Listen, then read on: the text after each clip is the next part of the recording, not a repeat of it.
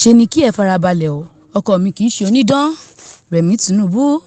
Aya ààrẹ orílẹ̀-èdè yìí Olúrẹ̀mí Tinubu ti sọ pé sùúrù lọ̀rọ̀ àtúnṣe orílẹ̀-èdè yìí gbà nítorí wàhálà látọ̀dọ̀ ọ̀pọ̀lọpọ̀ ìjọba tó ti kọjá ní ọkọ òun jogún bá.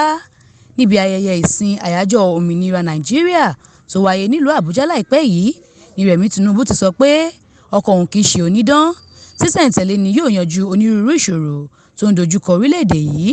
Ó ní kí àwọn ọmọ orílẹ̀-èdè yìí gbàgbé gbogbo nǹkan tó ti ṣẹlẹ̀ látẹ̀yìnwá, kí wọ́n ní ìrètí ọ̀tun, kí wọ́n mọ̀ pé díẹ̀díẹ̀ nìkan yóò padà bọ̀ sípò lórílẹ̀-èdè yìí.